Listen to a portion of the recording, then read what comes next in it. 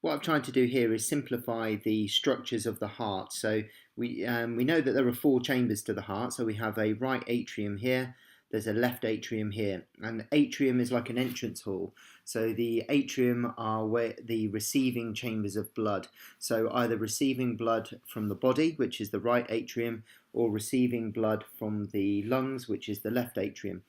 The ventricles are the pumping chambers. So these are a bit bigger, a bit thicker. So when you have a look at a picture of a heart, the muscular walls on the bottom of the heart are a lot bigger than those on the top, because they have to pump the blood either around the body in the left ventricle or to the lungs in the right ventricle.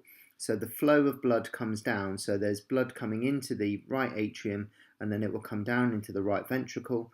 That, because it's coming from the body, is deoxygenated blood. So that's been blood that's been used by the body, and it's coming back to the heart and back to the lungs, so it can refresh the blood with more oxygen, so that it can then pump it around the body again.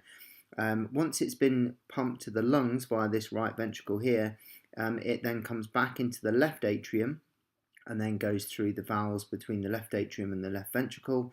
And then the left ventricle is the main pumping chamber, which will then pump blood to the rest of the body. So this is the thickest muscular walled chamber in the heart. And this left side here is the oxygenated side, because this has come from the lungs.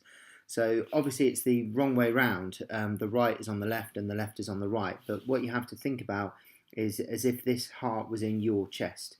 So if it's on your chest and you kind of flip it around, then the right side of your body is the side that receives deoxygenated blood, and the left side of the body is the side that then pumps out the oxygenated blood.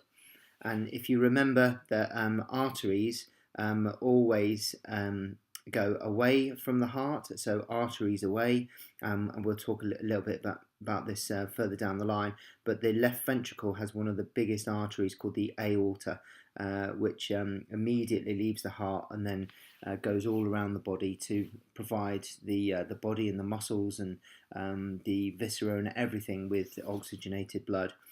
And just this note here, so blood always flows from the atria to the ventricles. It always goes down from the top to the bottom.